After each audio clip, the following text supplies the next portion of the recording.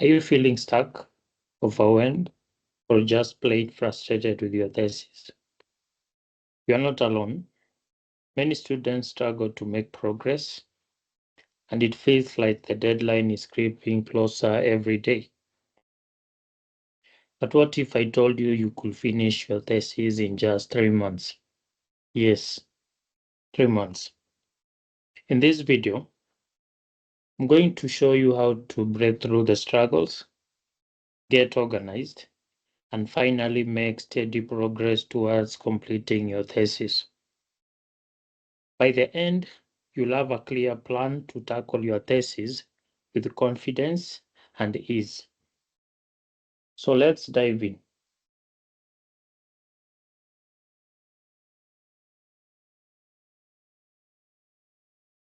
Let's talk about the key challenges. Before we dive into the strategies to help you finish your thesis, let's take a moment to identify some of the common struggles students face during the process. First, there is the difficulty in selecting a topic. This can feel like an impossible first step. How do you choose something that's interesting, relevant, and also manageable? Next, many students face challenges with structuring their chapters. Whether it is the introduction, the literature review, methodology, or even the conclusion. Knowing what goes where can be confusing and overwhelming. Then there is the issue of citation and referencing. Following the strict formatting of the APA or MLA and keeping track of all your sources can be a time-consuming headache. Finally, one of the biggest hurdles is procrastination and time management. It is easy to feel paralyzed by the size of the task or get stuck in a cycle of I'll do it tomorrow.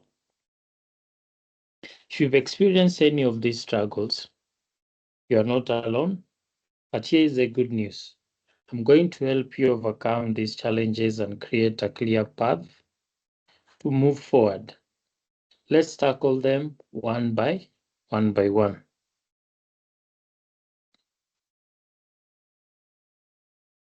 Let's talk about the difficulty in selecting topics. This is one of the most common challenges, and choosing the right topic can feel overwhelming. But here is a simple step-by-step approach to make it easier. First, it is always good that we start with our area of interest. Think about areas within your field that you genuinely are excited about. For example, if you are in health studies and you are passionate about public health policies or disease prevention strategies, a topic that aligns with your interests will keep you motivated throughout the process. Secondly, review recent studies in your field. Browse academic journals or use platforms like Google Scholar, which I use most often, to find trending topics or gaps in research. For instance, you might notice that while there is extensive research on urban healthcare, rural healthcare challenges are less explored. This could be an opportunity to contribute something unique. When reviewing literature, personally, I use Zotero, and I always guide my students using this reference managing tool. This is a free open source reference tool that helps users collect, organize, and cite and share research materials. And the beauty about Zotero is that it automatically captures citations from different sources, either through webs or PDF files or different databases. And it allows you to include that in your library, either offline or online. And another thing about Zotero is that it is directly linked to your Word document so that you can always insert your references direct inside your work as you continue. Then you keep track of your references. You'll never lose any of your references, And if you're not sure how to use the different referencing styles, Zotero actually supports different referencing styles. So you don't need to struggle on how does ZPA works, because once you insert your reference in your work, Zotero has the ability to just do the citation style for you. Then another thing that I also like Zotero very much is that once you've uploaded, as you read through different sites, different platforms, you have a database of all your literature.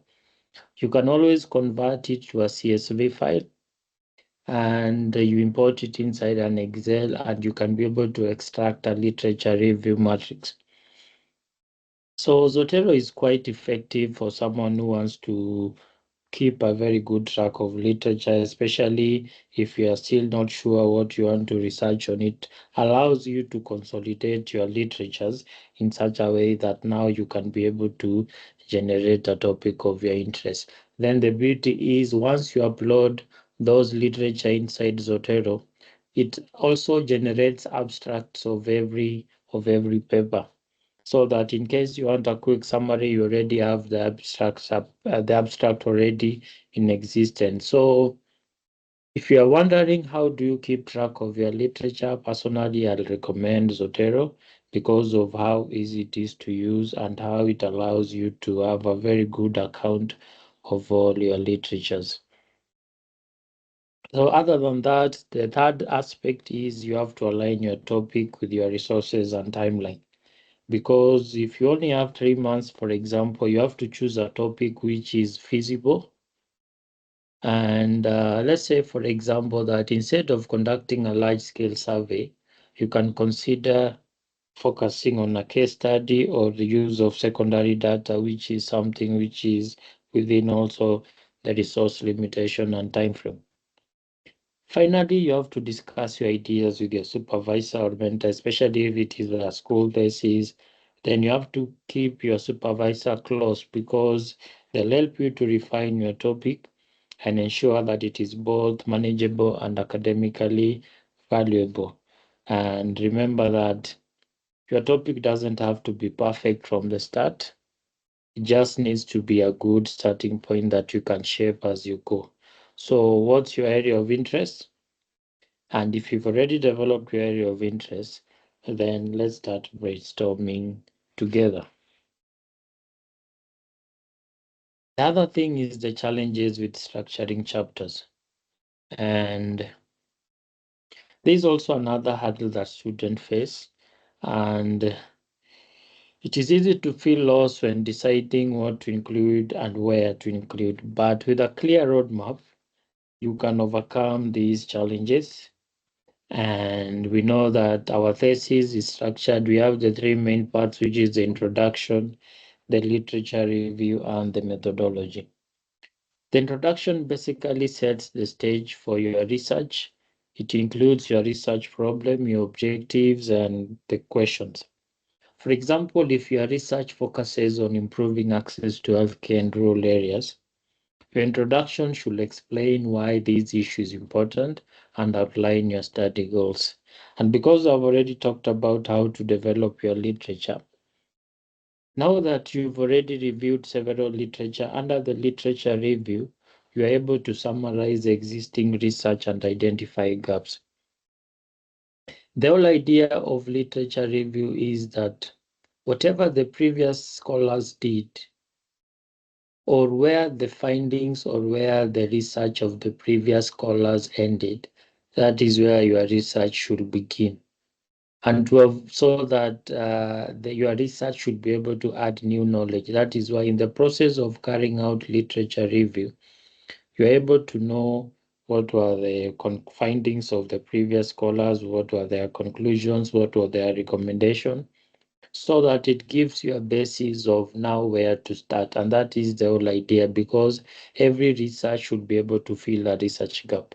And the only way you can be able to identify that research gap is by doing extensive literature review. The most important part in research is actually doing the literature review, because from the review is where you can be able to clearly identify a research gap. Because remember, If your research is not filling a research gap, then it is as good as not adding value. And the only way you can be able to add value is by ensure that you identify that gap and you are able to fill that gap. Think of it as telling the story of what has been done before and how your research builds on it. That is the whole idea of literature review. So every time you do research, you have to ask yourself, is my research building on existing knowledge or is it repeating on existing knowledge? If it is repeating on existing knowledge, then definitely you are not doing any research, but you're actually doing a replication of what has been done.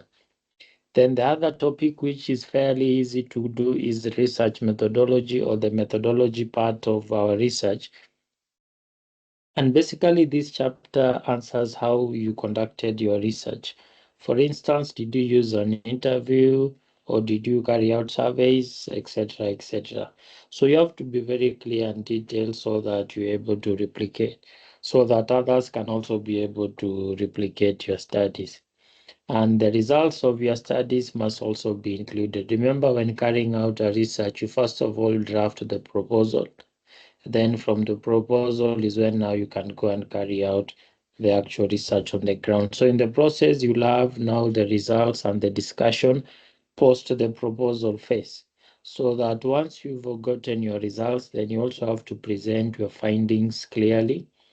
And once you presented the findings, you have to also discuss your finding. Discussion is very important because it connects them back to your original research question. It connects them back to your original literatures to see areas of difference, areas of similarity.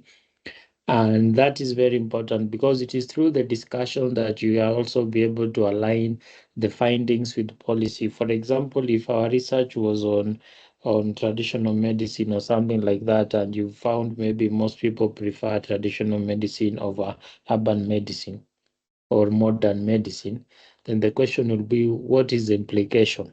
So the implication can be in terms of policies, etc.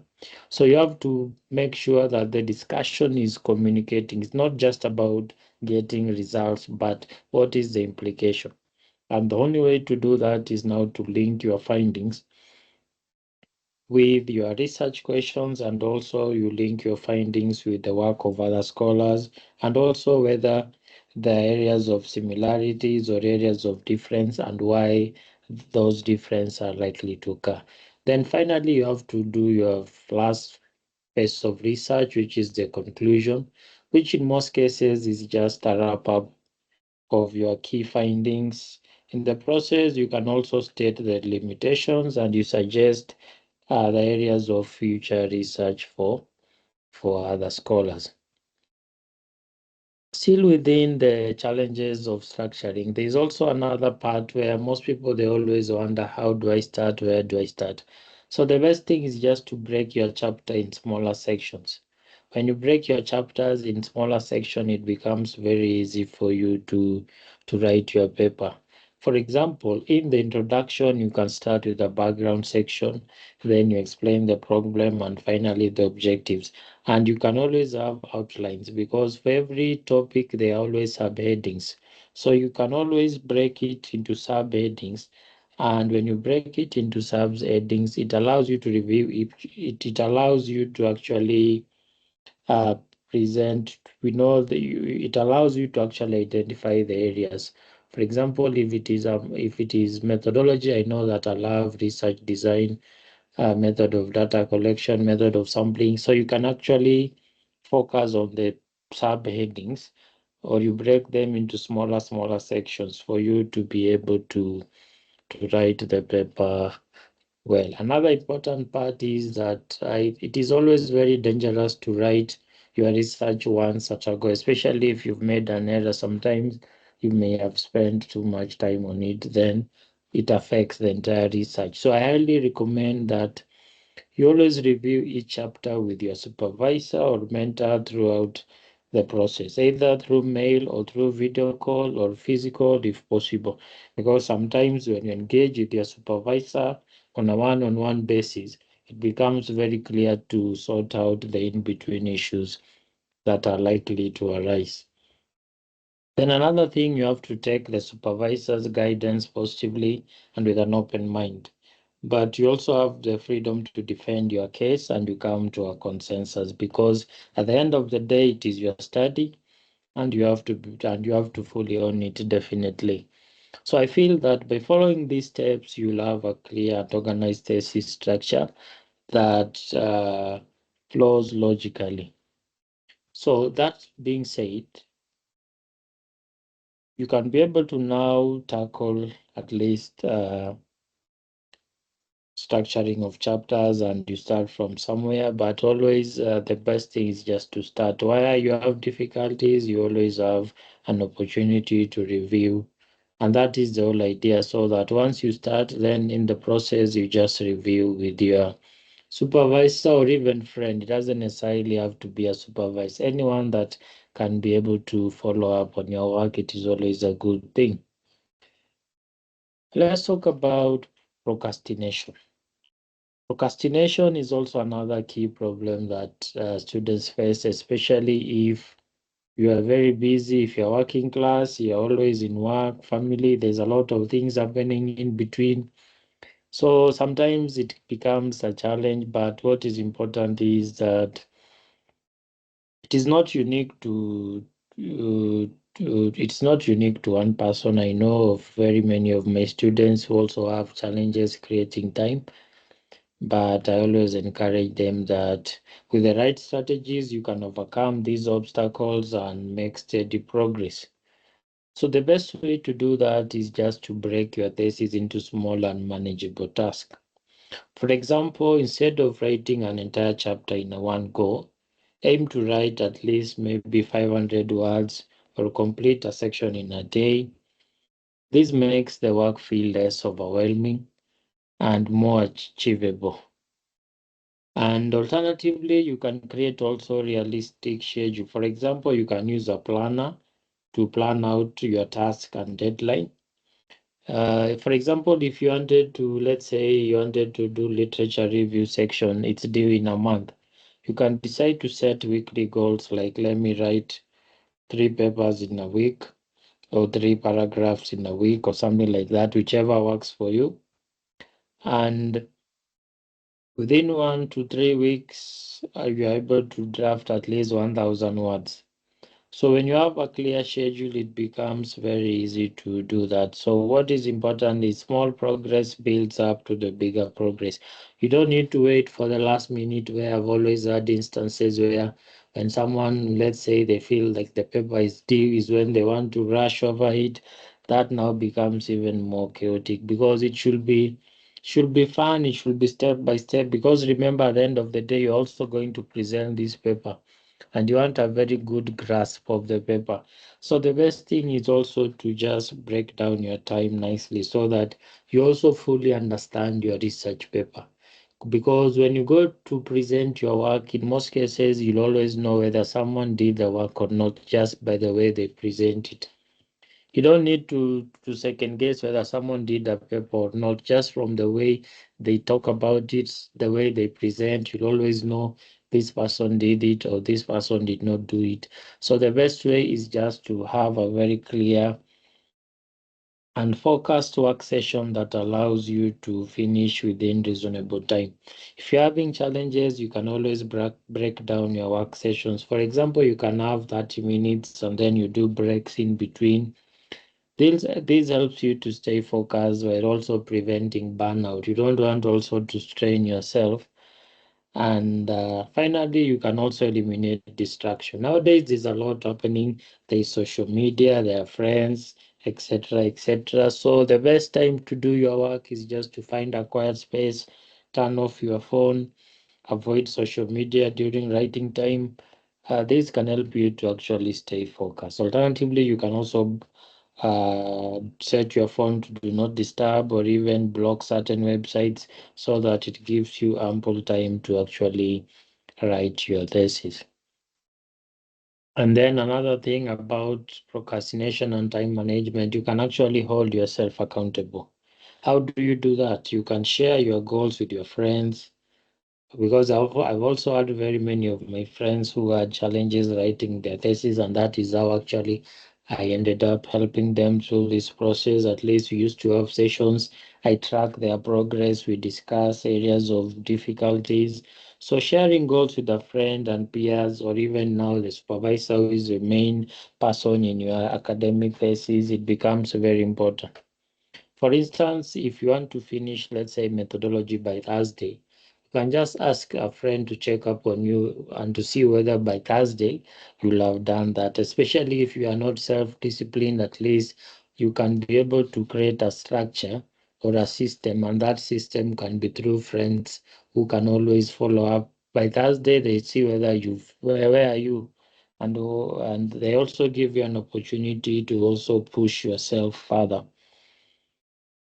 And if you make progress, you have to celebrate the small wins. Every step forward is progress.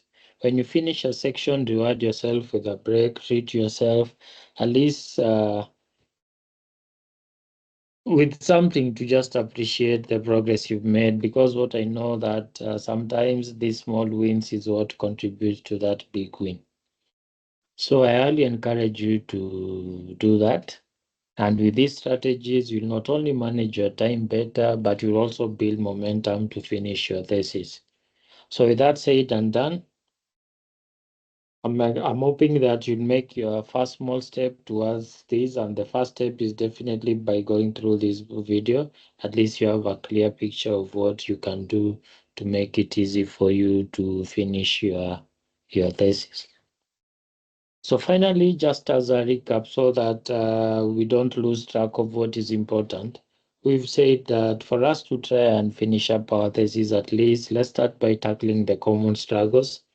Let's select a topic that is of interest and within manageable time, and with also considering the existing resources. Have a clear structure of your chapters, break them into smaller sections, and work on each section at a time. Some instances, in case you find a section is troubling you and you feel that it will not affect with your flow, you can always skip some sections and go to others. If skipping will not interfere with the flow of work, you don't need to be stuck to one particular place while you have the opportunity to make progress in other sections. So you are allowed also to focus on other sections, and then you'll come back later on to the section that you want. Then about managing time effectively, we've said you break down your task into small steps using focused work sessions and eliminate any kind of distraction. And finally, you have to stay accountable and celebrate your progress along the way. Remember, finishing your thesis doesn't have to be overwhelming. With the right plan and consistent efforts, you can achieve it. If you're ready for more guidance and step-by-step support, join my classes where I'll help you every step of the way, and let's make your thesis journey a success. Finally, I just want to say thank you so much for watching. I hope you find these tips helpful and feel more confident about tackling your thesis. Remember, you don't have to do it alone. I'm here to guide you every step of the way. If you are ready to take this next step and get personalized support, join my thesis writing classes. Together, we'll create a clear plan, overcome your challenges, and help you finish your thesis faster and stress-free. Don't forget to like this video, subscribe to the channel for more tips, and share it with anyone else who may have struggles or challenges writing their thesis, and let's make this thesis writing easier for everyone. See you in the next video, and bye bye.